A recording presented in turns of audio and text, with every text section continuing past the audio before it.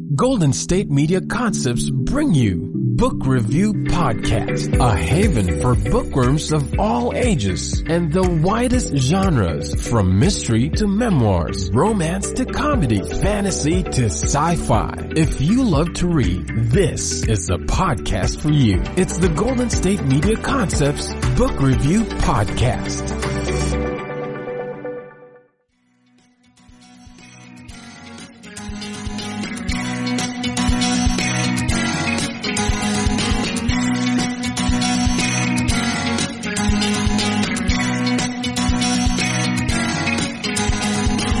Hello and welcome to the GSMC Book Review Podcast, brought to you by the GSMC Podcast Network. I am your host, Sarah, and as always, I am very happy to be with you here on another Tuesday episode of the podcast. And of course, that means I do have an interview. I am speaking today with author Michael C. Bland about his new novel, The Price of Safety. I had a kind of crazy, hectic weekend, and was it crazy and hectic, or did it just feel crazy and hectic? I'm not sure. Does it matter? But I feel like the weekend just went whooshing by, and I had too much stuff and not enough time and all of those wonderful things. And that actually is going to play into part of this interview later. I'll get to that later. We'll get to that later. I have to shake my head and confess things to you. At any rate, the interview is with Michael C. Bland about his novel, The Price of Safety. By 2047, no crime in America goes unsolved. No wrongdoing goes unseen. When Dray Quintero learns his 19-year-old daughter, Raven, committed a heinous act, he covers it up to save her life. This pits him against the police he's respected since he was a child and places him in the crosshairs of Kieran, a ruthless federal agent. To survive, Dray must overcome the surveillance system he helped build and the technology implanted in people's heads, for everyone has a microcomputer in their brain and computer screen lenses in their eyes. Forced to turn to a domestic terrorist group to protect his family, as they're the only ones willing to fight the government, Dray tries to resist joining their cause, but can't avoid it, for his adversaries have a level of control he's unable to escape, that no one can. Hunted and betrayed with time running out, Dray must choose between saving Raven and dismantling the near-perfect society he helped to create. So there you have the description of The Price of Safety. Again, the author is Michael C. Bland. You've got a little bit of a futuristic book because it is in 2047. That's only 27 years from now, which is, I don't know, that sounds a little bit crazy to me sometimes when I think about it. You have got a little bit of science fiction. You've got, I don't know if you would call this a dystopian or utopian society. Probably depends on which part of it you're living in. It's one of those books where you may think it's utopian until you come up against the situation that Dray and Raven and their family find themselves in, and then it's probably going to seem a lot more dystopian to you. There is, of course, a science fiction aspect in it, as we have lots of interesting technology and, the implants in people's brains and eyes, and I don't know. I will still be alive, hopefully. I can't say that for sure, of course, but I potentially could still be alive in 2047. I won't be that old. And I don't want this to be the future. I don't think I want computer screen lenses in my eyes or a computer in my brain. Maybe that will change, but right now, just not sure that is my cup of tea. The book is, it's got levels of thriller. Like I said, it's got levels of elements of science fiction and family relationships. Those are very important in the book as they struggle as a family to overcome everything that they are being thrown into.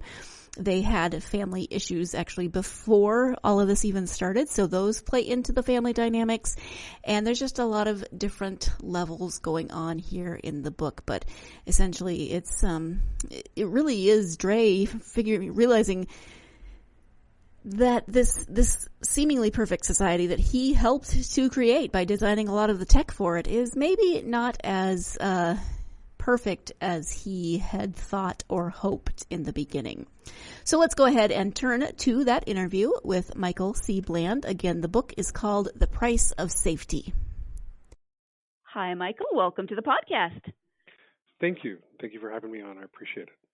I am happy to have you here, and we are going to talk about your book, The Price of Safety. Before the book, though, if you could just tell us a little bit about yourself so my listeners can get to know you. Sure. Maybe start with a couple fun facts. My first job out of college included repossessing cars, which was very entertaining. Oh, yeah. Yeah, a lot of stories from that. I took 3 years of Russian in college and lived in Russia for a summer, which included seeing Lenin in his tomb and generating the ability to drink vodka like it was water. And during a visit to West Point, I snuck into some restricted areas. I think I even still have a photograph of that. But as far as writing side, I started writing a little over 10 years ago. I took classes at the University of Iowa. I'm also a founding member of BookPod, which is a group of professional writers, filmmakers, editors.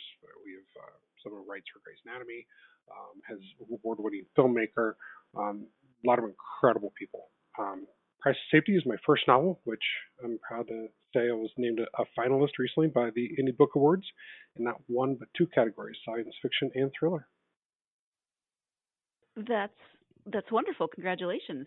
Thank you. And I want to go off on on separate Sure. tangents for those. No.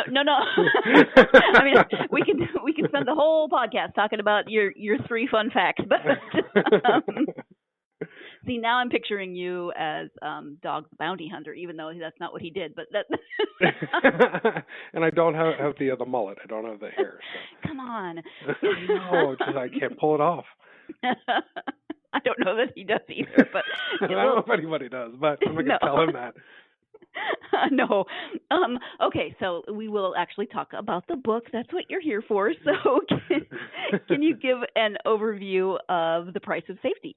Absolutely. The Price of Safety is set in a world where technology is so prevalent that no crime goes unsolved. When Dray Quintero's 19-year-old daughter Raven commits a capital crime, he covers it up to save her life. This starts him down a rabbit hole where he discovers that nothing is as he thought it was. And actually, it takes place in Los Angeles and San Francisco. Yeah, and that that is an accurate description, and yet wow, there's so much that happens to this family, and that's kind of the premise of most stories like this, is that you're living your life and you think you kind of have a handle on the world until something happens, and then everything goes crazy. Yeah. What was your initial inspiration for the story? So when I lived in Chicago, I would ride the L subway almost every day, and the other passengers were just all staring at their phones. And I'm like, I could just walk around naked. Not that anyone would want that, but I could walk around naked and no one would see, no one would notice. Yet on the ceiling of the cab are cameras. So while no one was watching, someone's always watching and monitoring and tracking, and especially more and more nowadays.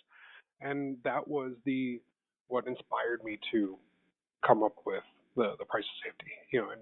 We as a society, we've accepted really kind of being watched and tracked and monitored virtually at all times. And I mean, right now, and while that comes with a price, so far it seems to be minor. Some targeted ads. Okay, yes, I like to hike, and so you want to show me ads for hiking shoes, fine. But one day that price is going to possibly become too much.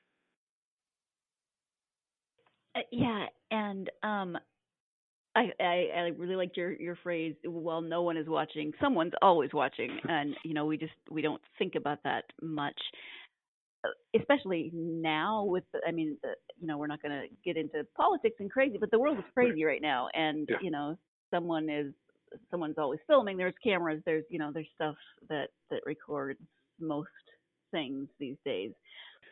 And as a very quick tangent with that, to add on to that is they're talking about tracking software, and I know Apple and Android, they're talking about having tracking software in some areas in some countries are using that. And South Korea actually recently used that in a very effective way to contain some of the spread of the virus after they started opening up. And while that is great and it's a positive use of the technology, the back of my mind is I'm reading about these efforts and these plans and implementation. I'm kind of thinking, is this kind of the starting point of possibly what becomes my story? Yeah, it's a slippery slope Yep. from that's a good use of that technology to okay, where does it end? Yes. Yeah. How far does it go? Yeah. Now, this book is set in the future, but not that far in the future. It's set in 2047. I could still be alive in 2047, so I hope it doesn't look like this in 2047. But You never know. why did you choose that particular year? Well, one of the reasons is exactly what your response was in terms of, this actually I could still be alive and possibly experience this. But I wanted to have a story that was relatable, that it wasn't so far in the future where there are aliens and there's all this in technology too that you can't relate to. And then I also was like, okay, well, if I want to go in the future, how far? And what I used was, okay, what was life like 30 years ago? 30 years ago, Amazon didn't exist. DVDs didn't exist. We're all still watching movies on VCR tapes and going to Blockbuster. Palm Pilot, wasn't out. Cell phones were bricks, and all they did was they made calls. Look how far we've come in 30 years to where in the palm of our hand we can access the depth and breadth of the internet, and we can track where we are, find where we are on a map, and reach out to people in multiple ways: video calls, text, all that stuff.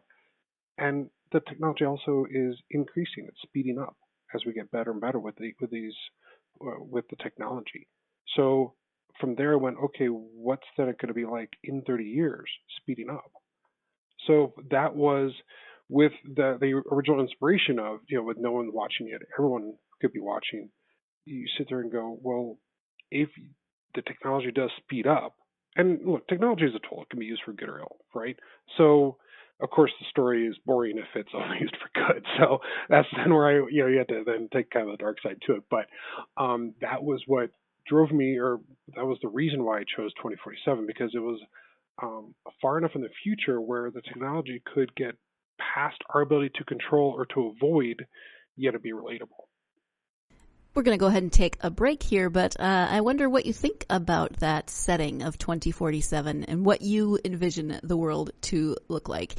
People keep making jokes about we don't have flying cars, the Jetsons look like this, or, all the movies and sci-fi shows that came before that depicted the future, and we've passed those future points, and things may or may not have come to pass. And then you look at Star Trek, and some of the technology you see there, you see now. I don't know. It's just, I think it's fascinating. But since this is only 27 years in the future, what do you think the world will look like? What do you think technology will look like? I'm curious to find out. You can definitely hit me up on social media or in the comments here and tell me what you envision the world to be in 27 or 30 years, if you want a rounder number.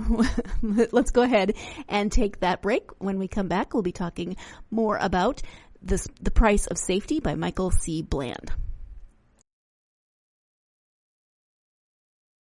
Are you tired of the same old news? Are you sick of the seemingly endless political spin and negativity? The GSMC America Still Beautiful podcast is a weekly news podcast covering all the top positive and uplifting news stories. We cover stories that will inspire, uplift, and remind you of the good in the world. Tune into the Golden State Media Concepts America Still Beautiful podcast to get all the great and positive news stories of today. Download the GSMC America Still Beautiful podcast on iTunes, Stitcher, SoundCloud, Google Play, or anywhere you find podcasts. Just type GSMC in the search bar.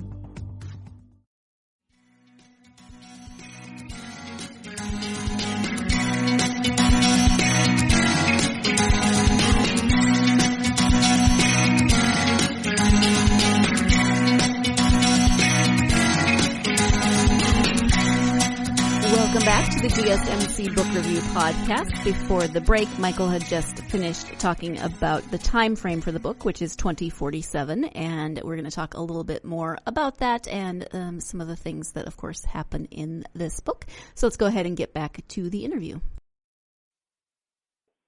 Yeah, I often think what are our children going to experience? What's technology going to be like when they're middle-aged?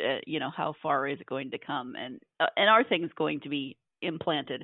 Can you talk a little bit about the technology that is part of all humans in this story, and how you came up with those ideas? Absolutely. Part of my idea with watching people on their cell phone, and I'm as guilty as everybody else, but the more that we've gotten to the point where in the palm of our hand we can access everything.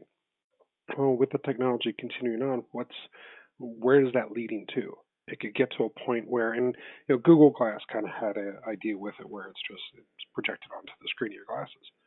Taking it then another step past that, and if you're familiar with cataract surgery, where if the lenses in your eyes get covered over with film, there's now, and we've been doing this for decades now, I believe, where you can pull out the lens in your eye and put a new one in. Well, what if that one has a clear computer screen, and then you can broadcast onto that screen?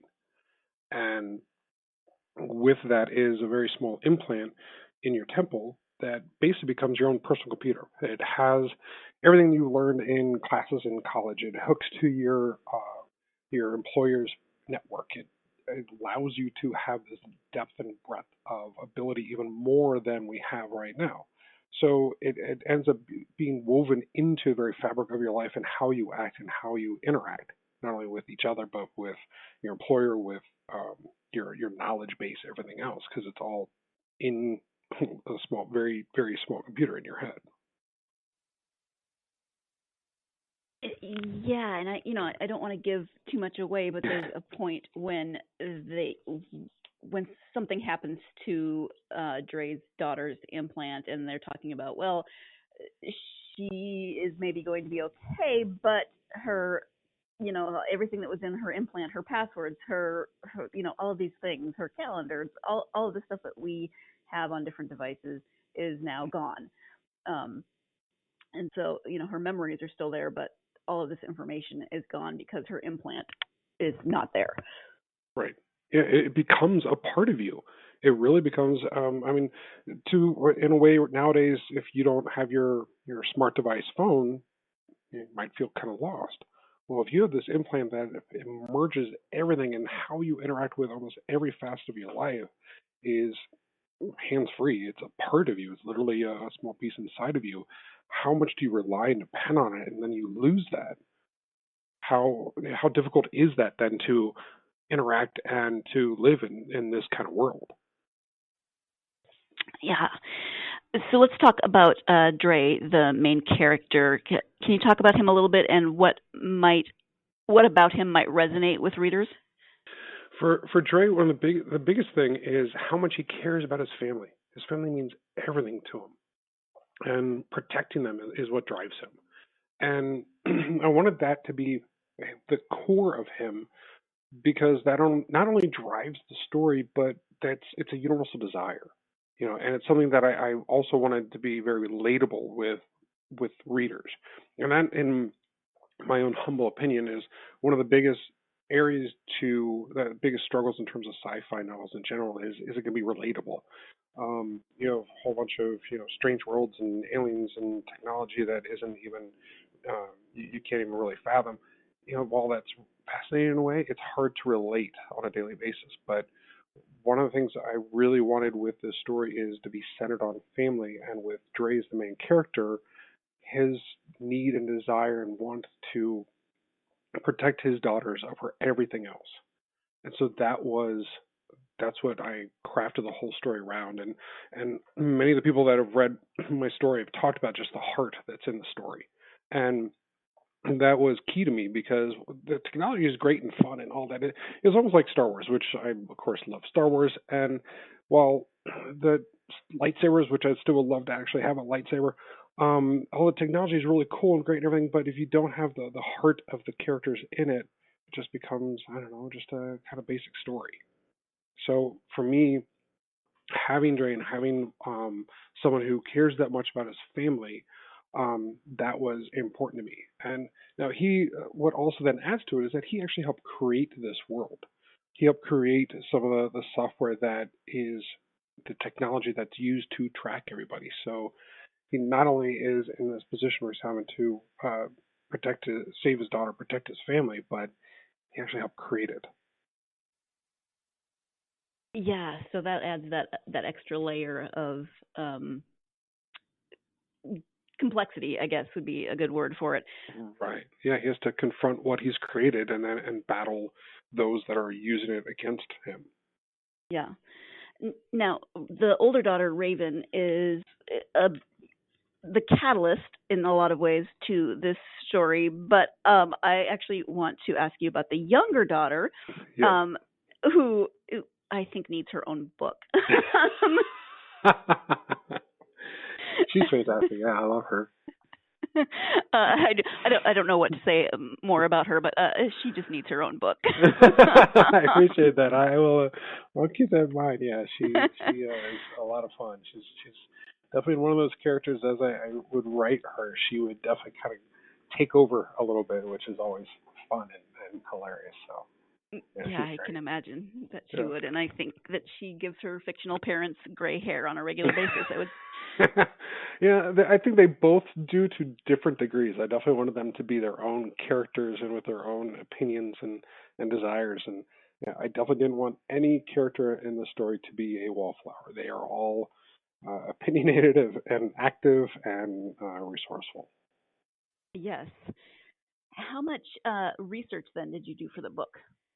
Well, because we are talking 24/7, we are talking science fiction, so that's obviously where I focus the research, and I really dug into the latest achievements in robotics, technology, computing, visual technology, and fusion research to not only get a baseline of where we are, but then to get ideas of where we would be in 24/7. Because then I'm taking the what's known and then leaping into the unknown, and definitely wanted to make sure to avoid, that leap where some stories it's like the author stretched a little too much, or I don't know, got lazy, or it just didn't work for their plot. Where it just there was this leap that, as a reader, I would lose that world that the author created, and so I really wanted to try to avoid that. So I want to try to make it as believable and as connected as possible to where we are now. Now, I admit I did also read some articles that predicted the future, and not to read about the flying cars we're all supposed to have, but to gather ideas of what might be possible. And also even dug into theories on dark matter, which is something that also just fascinates me because we don't know much about it yet. It's such a large part of the universe, and so I crafted some of my own theories based on that research, and then used that building my story. Yeah, where are our flying cars? Right. I know. Everything predicted. The Jetsons had flying cars. We do not. Yeah, I'm a little disappointed in us. I think we could all do better. We could do better. Although, I don't know. Do we really trust people with flying cars? Well, I mean, I did kind of, try to picture traffic with a whole bunch of flying cars. That could end up being really ugly. A lot of wrecks. Yes. Are there any autobiographical elements within the book? Not myself directly. However, I was inspired by my grandfathers because they were both engineers. One was a chemical engineer that built bombs during World War II in Texas, and the other one was a structural engineer that helped build battleships in New York City Harbor during World War II. Really admired them both. They're both extremely intelligent. And so Dray, the main character, he's an engineer, partly in homage to them, and also partly because it worked very well in the story. Okay. And did you mention what do you do in your daily life for work when you're not writing? So my daily life, I'm actually in finance. I'm a chief operating officer for a company that provides millions of dollars of loans to businesses across the country. Okay. So yeah, definitely the numbers, finance side on one part of my brain, and then writing on the other. And there's nothing about finance or loans or anything in my book because that's not really interesting at all to read about. Trust me, doing it for a living, it's not that interesting. Right. I was just curious if you had followed in your grandfather's footsteps and become an engineer as well. I kind of wish that I had. I really I think it'd be fascinating. And that's also, I think, part of the drive of this book is to have a character who is an engineer, have the ability to take things, create it, improve it, know how it works, make it better. It's fascinating to me. And I did have a good friend of mine is an engineer, and so I had him as one of my readers, my beta readers for this book, to make sure there's some authenticity with the engineering side as well as the attitude of the engineer and that kind of thing. All right, let's go ahead and take another break here for the podcast. When we come back, we'll be talking about what's next for Michael, what he is working on now. So stay tuned. You're listening to the GSMC Book Review Podcast, and I'll be right back. Tired of searching the vast jungle of podcasts? Now listen close and hear this out. There's a podcast network that covers just about everything that you've been searching. Hey! The Golden State Media Concepts Podcast Network is here. Nothing less than a podcast bliss with endless hours of podcast coverage. From news, sports, music, fashion, cooking, entertainment, fantasy, football, and so much more. So stop lurking around and go straight out to the Golden State Media Concepts Podcast Network. Guaranteed to fill that podcast itch. Whatever it may be. Visit us at www.gsmcpodcast.com. Follow us on Facebook and Twitter, and download us on iTunes, SoundCloud, and Google Play.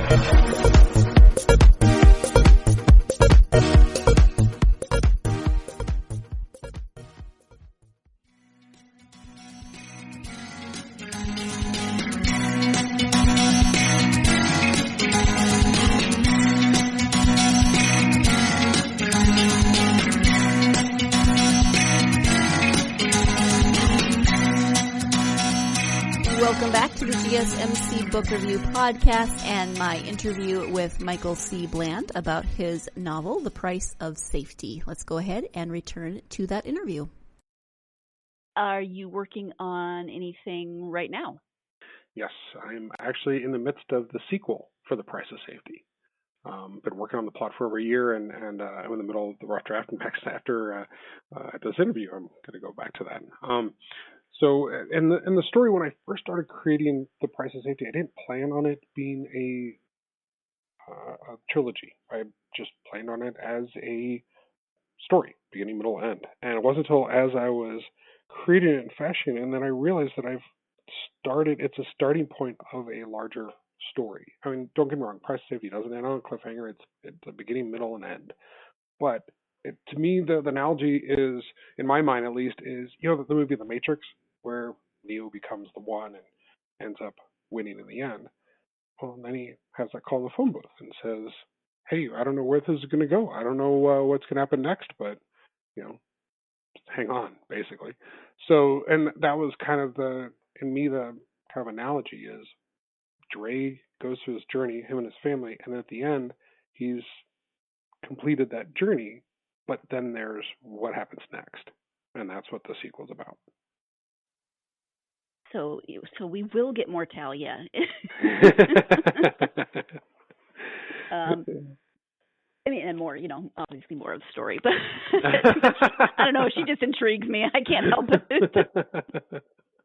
I love that. That's great. Thank you. That's a compliment. If a character resonates, that's huge. Yeah.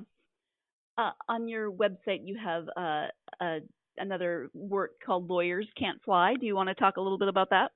Sure. Lawyers Can't Fly. It's an action comedy about a young attorney who gets tricked into becoming the exclusive lawyer for superheroes because they get tired of getting sued every time they super sneeze and destroy property, and he doesn't want anything to do with it because, well, normal people end up getting smushed and hurt and everything whenever they're around superheroes. But a large superhero in spandex is kind of hard to ignore, and so they trick him into becoming their lawyer, and then his life.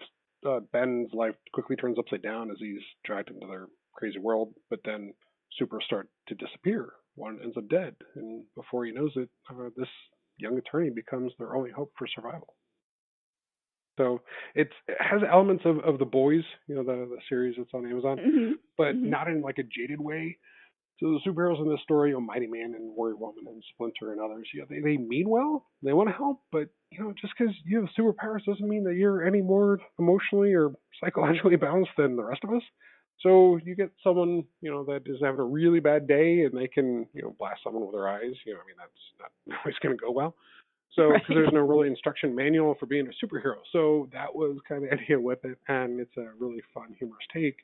And I was able to had the opportunity to pitch the idea to Columbia Pictures. Um, so that was really kind of a fun thing. It was through this Wizard World Fest, and you could apply online to submit for it, and in 3 different cities: Portland, Columbus, and Philadelphia. And I was one of the ones selected for Columbus, just one of about a dozen people.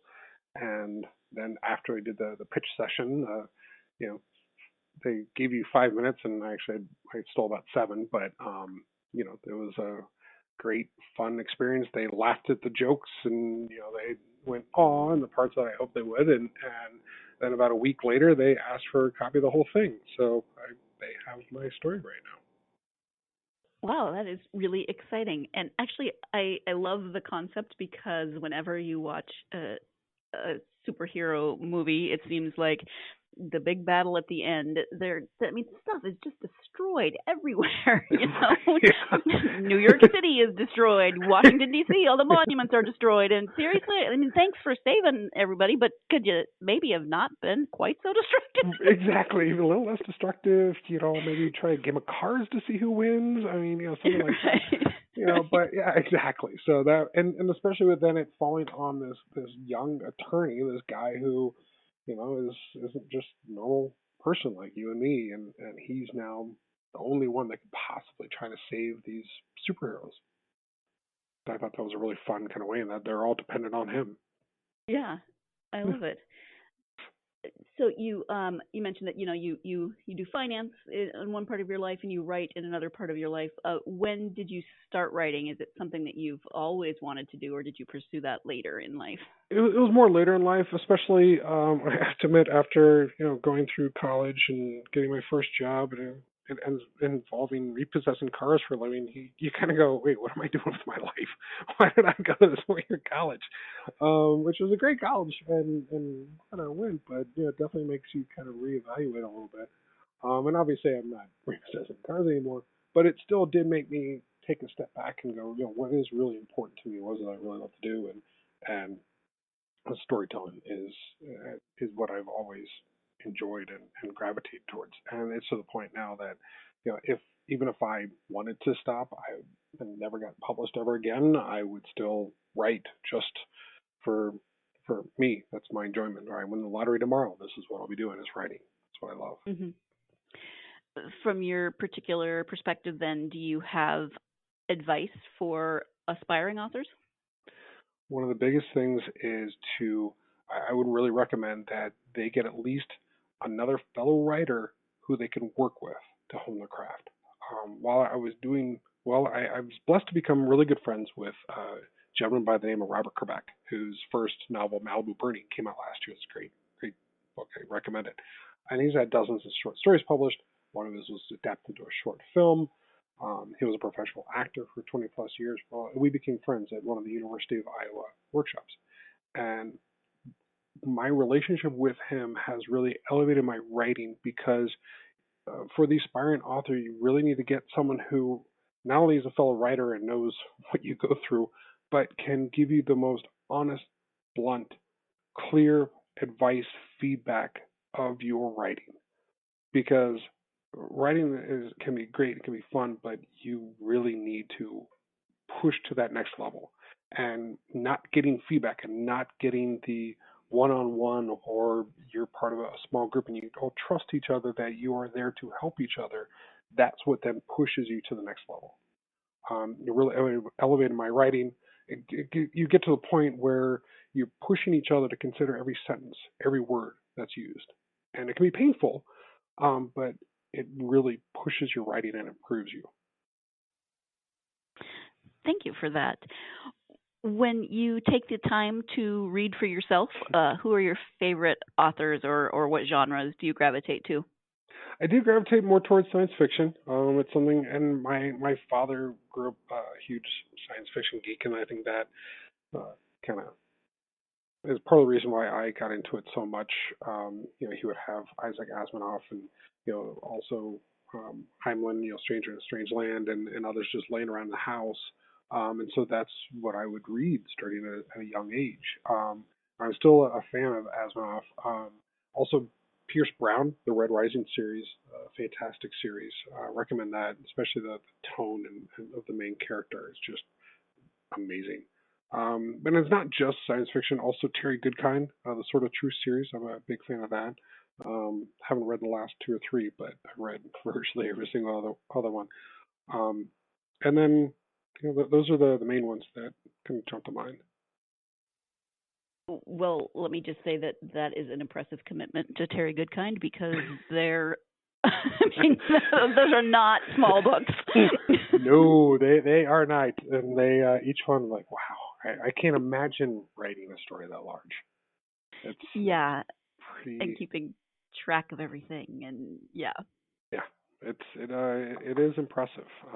Like I said, I haven't read the last few, just been, like you said, wrapped up in own writing between that and life and everything else. But right. They are, the 2 main characters are 2 of my favorite. They're great, Richard and Kaylin. Yeah.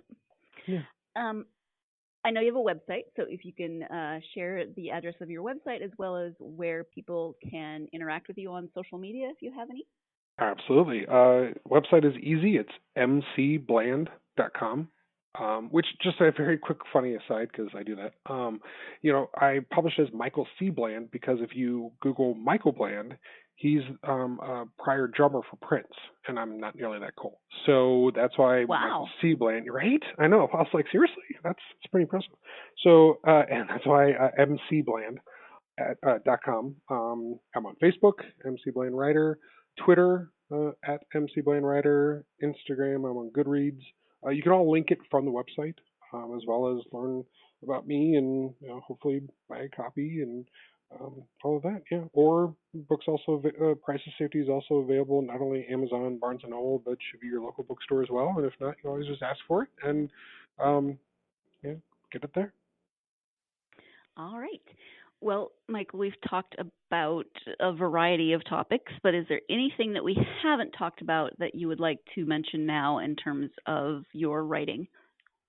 Well, I'm really proud of The Price of Safety. It's the beginning of it's a story and beginning of a larger story that I think is really going to resonate with people. It's fast-paced, has heart, and it's a reflection of where we might go as a society for good and ill. Right? It is just beginning. All right. Well, thank you so much. I really appreciate you taking the time to talk to me about The Price of Safety and all kinds of other fun topics. Thank you so much. Thank you for having me on. This has been great. I really appreciate it. Thank you once again to Michael for joining me to talk about The Price of Safety. Of course, I always appreciate all the authors who come on the podcast to talk with me. I appreciate you as well, my listeners. Okay, here is my confession. I'm so mad at myself. Okay, so I said the last weekend was pretty crazy. The week before was a little bit crazy and hectic as well, and I got overscheduled. It was my own fault for interviews and got behind on my reading. So I hadn't actually finished The Price of Safety by the time that Michael and I spoke over the weekend. So if you've read the book and you were listening to this interview, you were probably thinking, this woman is an idiot. How does she not know X, Y, and Z about this book? Michael was very kind. He did not correct me on the part that I was confused about because I had not finished the book.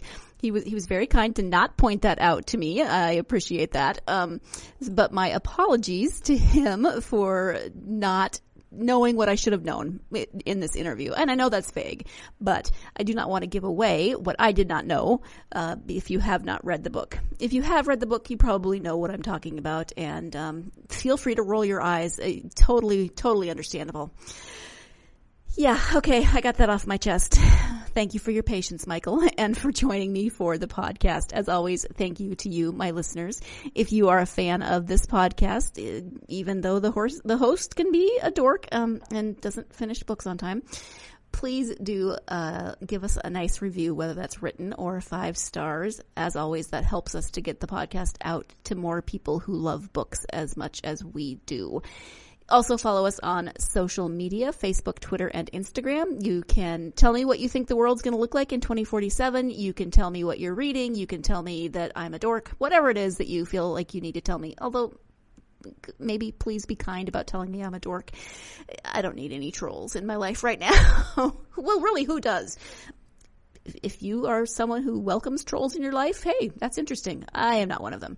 At any rate, please interact on social media. Hope you are having a wonderful week so far. Please join me again on Friday when I am speaking to author Pat McKee about his new book, Ariel's Island. The book we just talked about today, The Price of Safety, is set in 2047. Ariel's Island is more contemporary, but it deals with maybe not completely similar issues, but this does involve technology and artificial intelligence and some interesting questions about artificial intelligence. So it's a legal thriller. So join me on Friday as I speak with author Pat McKee. In the meantime, once again, I hope you're having a wonderful week. Hope that week continues to be wonderful. Hope it's not too hot wherever you're living. It's definitely getting to be summer here. Not my favorite time of the year. I like the air conditioning, I guess. So I will stay inside and I will read. I hope you can do the same thing and get yourself lost in a good book. Thanks. You've been listening to the Golden State Media Concepts Book Review Podcast, part of the Golden State Media Concepts Podcast Network. You can find this show and others like it at www.gsmcpodcast.com. Download our podcast on iTunes, Stitcher, SoundCloud, and Google Play. Just type in GSMC to find all the shows from the Golden State Media Concepts Podcast Network, from movies to music, from sports to entertainment, and even weird news. You can also follow us on Twitter and on Facebook. Thank you, and we hope you have enjoyed today's program.